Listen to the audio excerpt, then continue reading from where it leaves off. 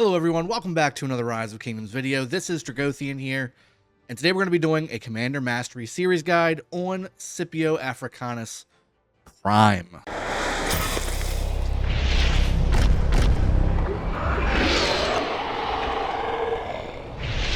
I wanted to get back into some of the traditional videos that we used to do on this channel as well.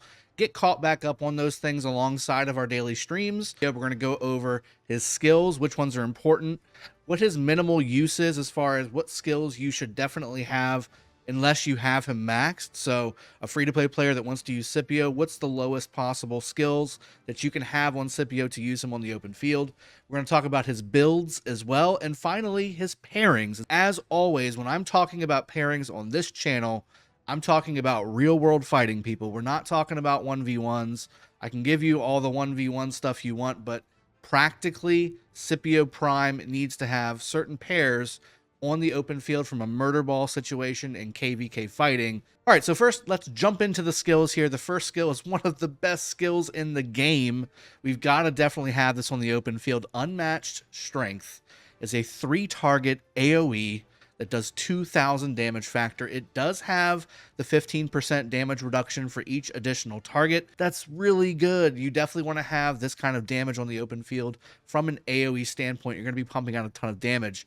The thing that makes this skill very special, though, is an AoE 30% health reduction to those targets. That is incredible. You're AoE debuffing 30% health on the open field. That is really special. Second skill, All Conquering, increases infantry troop attack by 40% and their march speed by 15%.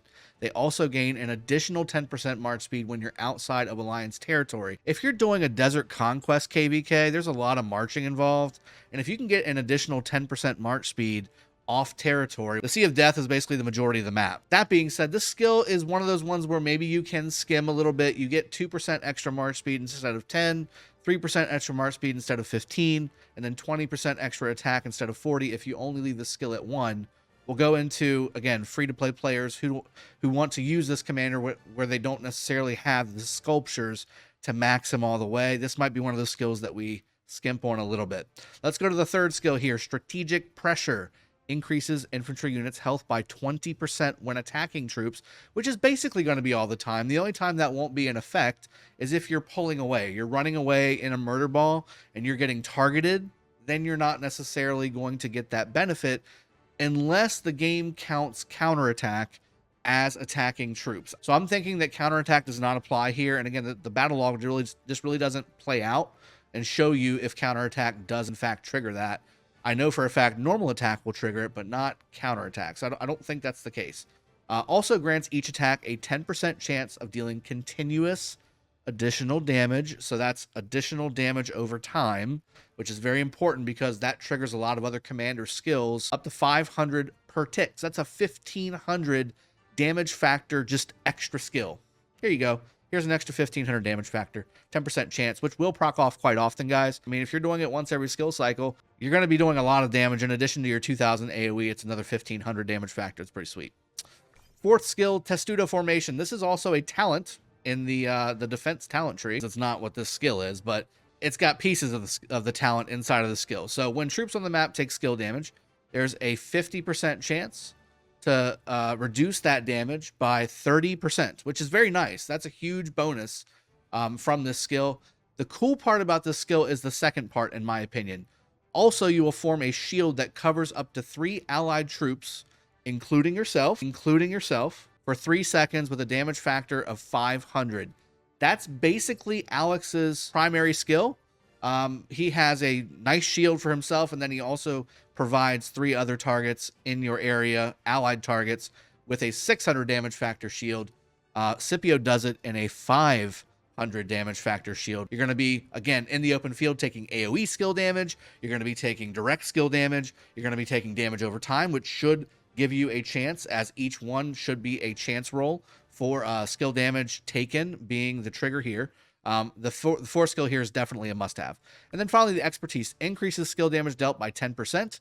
When the target is silenced, rage grows 30% faster. There's 2 commanders for infantry that come to mind. Guan is obviously the primary one. he has what Scipio has, but instead of an AoE health debuff, he has an AoE silence. Then also, again, rage growing by 30% faster means any rage you take with anything coming in rage-wise, whether it's rejuvenate, burning blood, undying fury, if you have anything from a war drums or a horn standpoint, all that stuff just gets 30% more rage added to it. So that's how the 30% faster mechanism works. Let's go to the second phase of the Commander Mastery series. If you're a free-to-play player using the skills that we just described here, what's the lowest skill build that you can use and feel like you're actually doing something with them and not be replaced by, like, say, a Sun Tzu or something like that? Well, you definitely need the first skill here. That's 100%.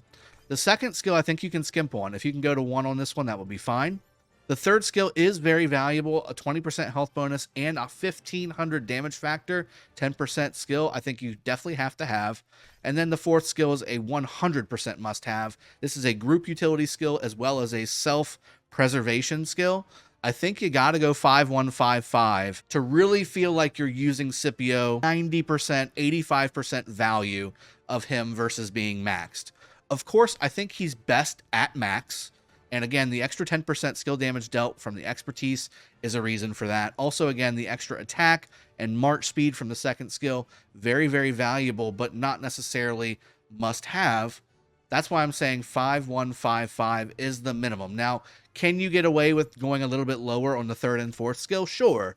You can do 5-1-5-3 or 5-1-3-3 and be okay. Okay. But again, you're lowering your damage. You're lowering your health bonus, which is tankiness. You're lowering your damage taken reduction by 10%. You're lowering your damage output from the 10% skill that goes off by quite a bit, because this is ×3, guys. Remember, it's ×3. My best non-maxed recommendation for a free-to-play player, 5-1-5-5. That will save you about 390 sculptures, which is just good for a free-to-play or a low-spending player to utilize Scipio to most effectiveness while not necessarily being able to max him out. Let's jump over to the builds. Okay, so on the rocktalent.com site, the Scipio Prime commander is not on there. However, Constantine is, and Constantine has the same talent builds with the exception of the yellow tree. Scipio has the versatility tree, which we'll never use because it's the most useless tree in the game, or one of the most useless trees in the game. These builds will basically be the Scipio Prime builds, even though it's got Constantine on the middle here and Constantine on the top left. The skill, the talents will be the same, okay? So let's go over this one. This is actually my favorite build for Scipio. You lose a little bit of skill damage taken reduction chance, but you gain persistent stats and a nice snare, which again, if you saw my Richard video in KVK, the snare is really nice to have. I'm going to show you what I mean by all that. But we've got a few things here. So let's go over the big parts of the talent tree here, just so you know exactly what you need to be getting. So on the support tree, Rejuvenate is obviously a must-have for Scipio. He has 150 rage generation whenever you cast a skill.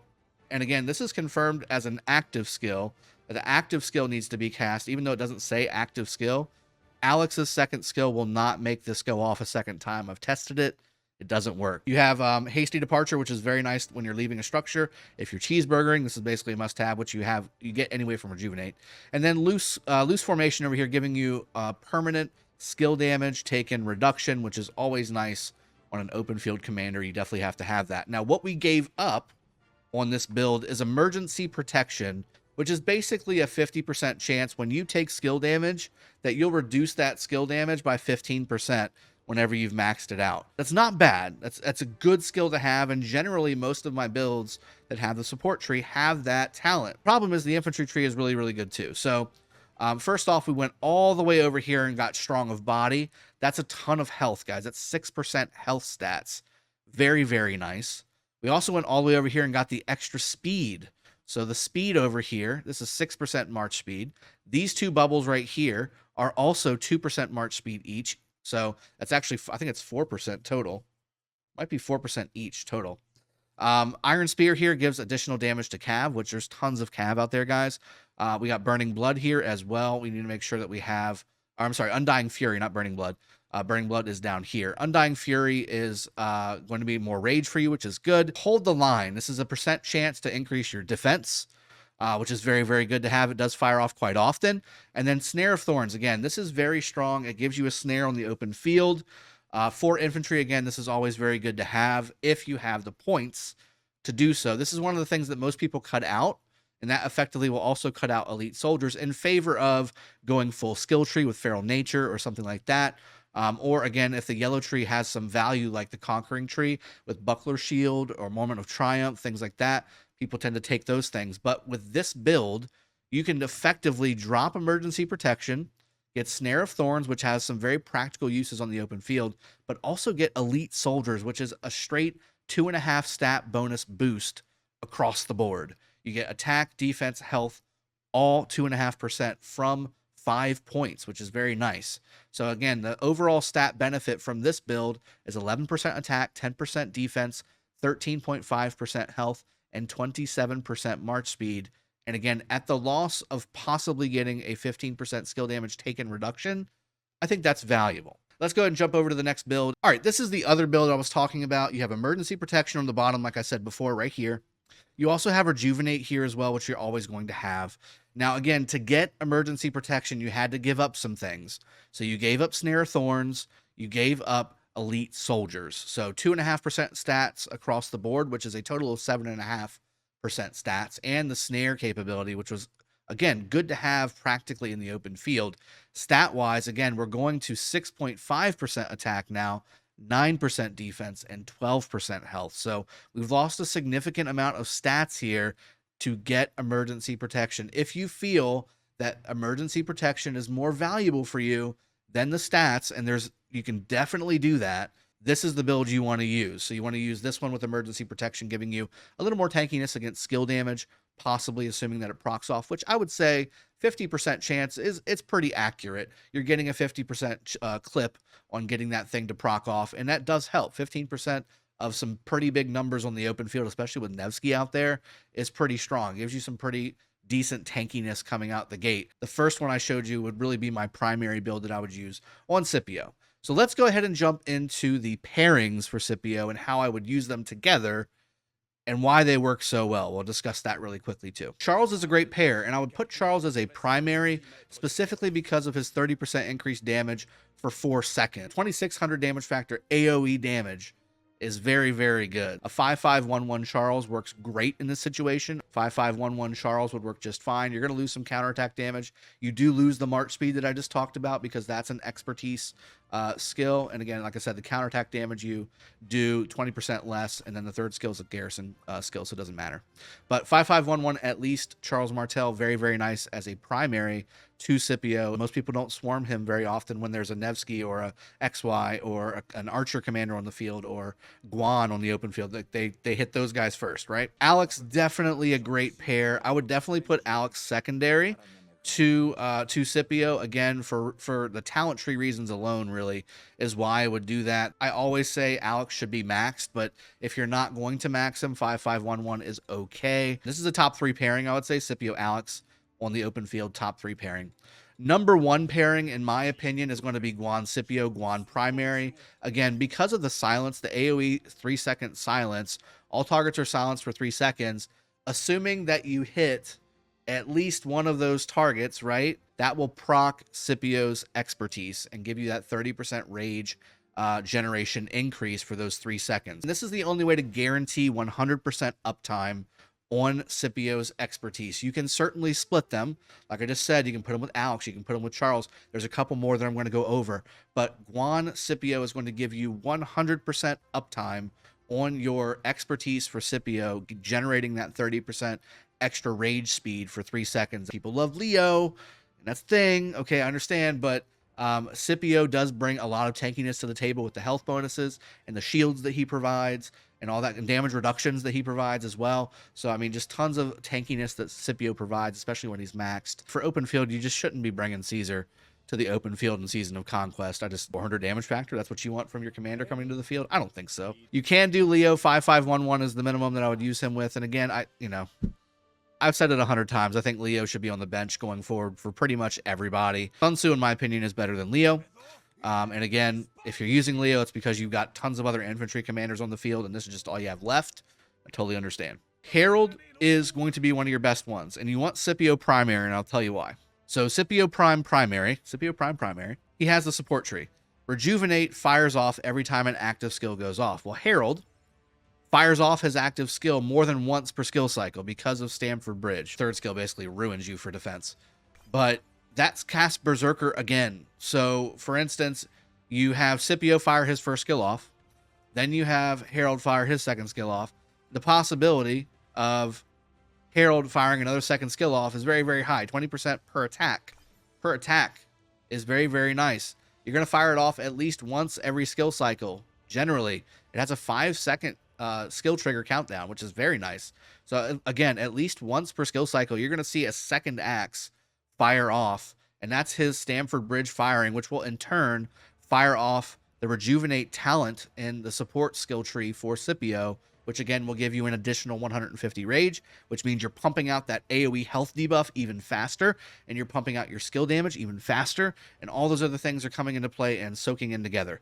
The one thing you're going to lose with this is the possibility of not syncing up with your Guan in another march in the open field and getting that 30% rage gain bonus. But again, the whole point of the rage gain bonus is to get more rage, and Herald does that with his fourth skill, Stamford Bridge. So I think that ultimately this could be basically the same thing as pairing Guan with Scipio as far as a rage component is concerned.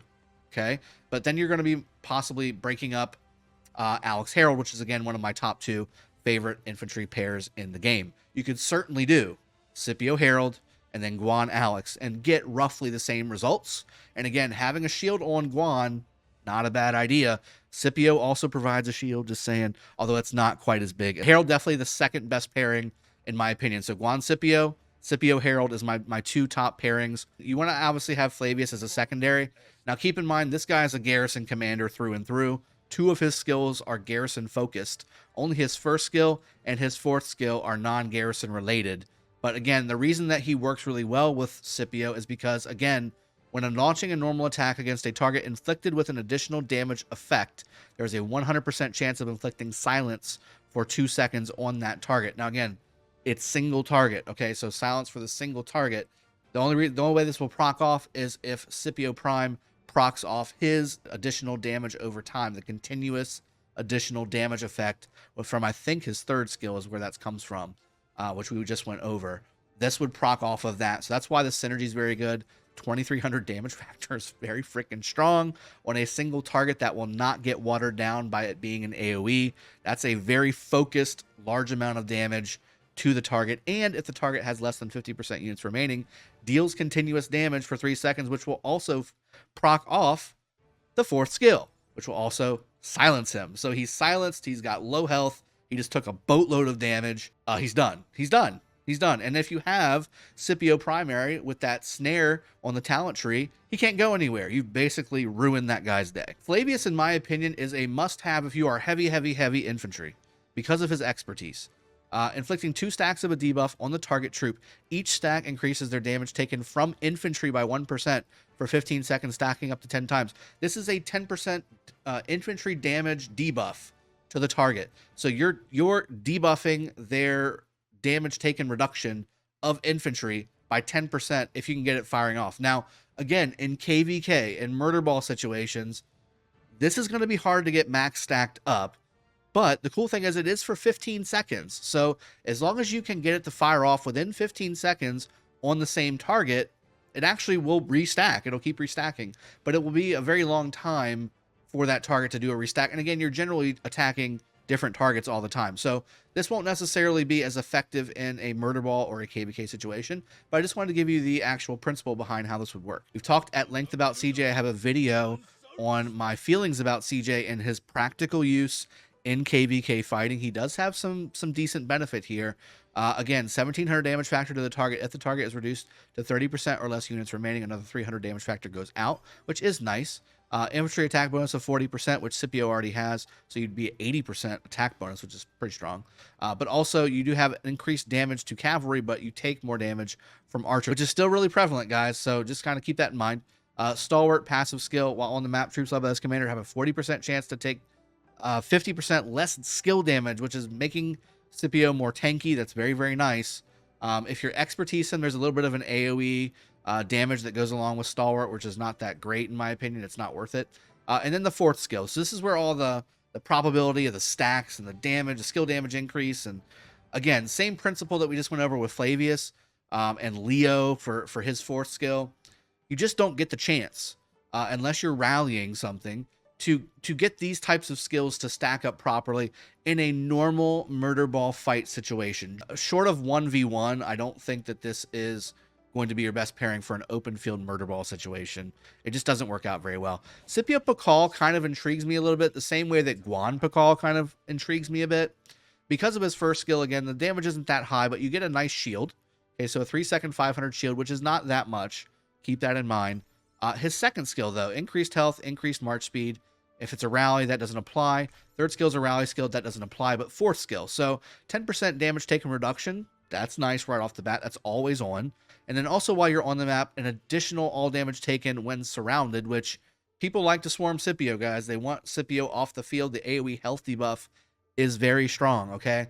The number surrounding enemies can be factored into this bonus damage, has an upper limit of 6. So again, you can have a maximum, right? A maximum of 30% plus 10%. So if you're getting swarmed, you can have a maximum of 40% damage taken reduction. And this is definitely usable in a murder ball KVK fight situation, because once you're getting swarmed, it automatically factors in. It doesn't have to build up. There's no, stacks that need to build up over time. This is instant, okay? So they'll start calculating that number instantly, and then your number goes from 10% to 40% very, very quickly. So very strong skill. This fourth skill makes Pakal a great secondary that a lot of people aren't using.